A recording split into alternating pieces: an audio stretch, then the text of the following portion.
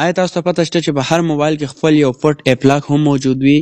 خو بیا هم موږ د پلی سټور نه نور اپ لاک اپ ډاونلوډ کوو چې هغې سره ایډز هم ډېر زیات راځي او دا شانې نورې مسلې پکې هم ډېرې وي. نن درته د موبایل خپل اپ لاک درښایم چې دا د هر چا په موبایل کې تقریبا موجود وي. په دې سره که تاسو اپ لاک کوئ دا به یو ډېر زیات محفوظ وي، بل ایډز دا به پکې هم نه راځي. راشئ په خپل موبایل کې سیټینګ راواړوئ.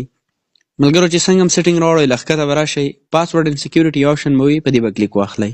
چې څنګه هم تاسو په دغه کلیک کې بیا به ښکته راشئ، دلته سیکیورټي اپ آپشن دی، په دې کې دننه ورکړی شوی اپ لاک یو آپشن دی، دا دی، په دې به کلیک واخلئ. چې څنګه هم تاسو په دې کلیک کړئ د ټولو نه اول خو به تاسو دلته یو پاسورډ دا ورکوئ. صحیح ده؟ که ستاسو د موبایل په سکرین باندې څه لاک وي نو اول به تاسو ته کیدای شي هغه راواخلي، که هغه راواخلي نو تاسو به هغه ورکوئ، دلته به تاسو سره دا اپ شو شي. دلته چې تاسو کم اپ لاک کول غواړئ، کم لاک پې لګول غواړئ، دې ځای نه به ولګوئ. بیا تاسو به د بر سیټینګ آپشن کلیک کوئ، دلته پکې تاسو فنګر پرنټ هم اډ کولی شئ او پیس پکې هم اډ کولی شئ، او تاسو خپل پاسورډ چینج کول غواړئ د دې ځای نه چینج کولی هم شئ. دا یوه ډېره بهترین او سیکیور طریقه ده چې په دې طریقې سره که تاسو خپل اپ لاک کوئ نو ایډز به هم نه راځي او بل څه خطره دا به پکې هم نه وي. مزید دا شان ویډیو دپاره اکاونټ اوس نه فالو کړئ. ډېره مننه.